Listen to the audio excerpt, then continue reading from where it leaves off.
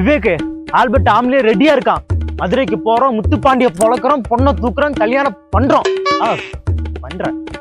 இவ்வளோ நாள் ஆசை நாடோடி படத்தை ரீக்ரியேட் பண்றேன்னு இன்னைக்கு மச்சானால நடக்க போகுது. சரி ராஜா, பொண்ணு எந்த ஊர்? மதுரையில? தெரியாது மச்சான். பரவாயில்ல கண்டுபிடிச்சிடலாம். பொண்ணு பேரு தெரியாது மச்சான். தெரியாதா? பொண்ணு ஊரு தெரியாது சொன்னா ஓகே, பேர் கூட தெரியாம இப்ப லவ் பண்ண? நான் எங்கடா லவ் பண்ணேன்? அட பாவி, நீ தான்டா சொன்ன லவ் பண்ணா ஊரு ஊரா சுத்துறான், மாமங்கார பாத்துட்டான், ஹவுஸ் அரெஸ்ட் பண்ணிட்டான், அவளை எப்படியாவது காப்பாத்தணும் மச்சான் அப்படி நீதானா என்கிட்ட சொன்ன? என்ன விவேக்கு? அது மச்சி, மாமா கல்யாணத்துக்கு மதுரை போயிருந்தேன்.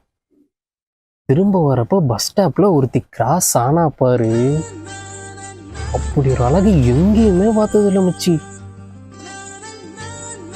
நான் யாருன்னு அவனுக்கு தெரியல, அவ யாருன்னு எனக்கு தெரியல. கடவுள் எனக்குமே அனுப்பிச்சு வச்ச மாதிரி இருந்தா. நைட்டு ஃபுல்லா ஒரே கனவு. வீட்டுக்கு வந்தோம் அந்த நினைப்பு போகவே இல்லை மச்சி.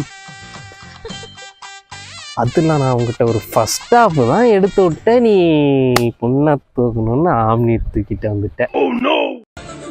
விலங்குமாயா, எண்டா ரோட்ல போடுற பொண்ணுங்க மேலாம் ஆசை வைக்கிறீங்க? அதெல்லாம் லவ் சொன்னா புரியாது. விவேக்கு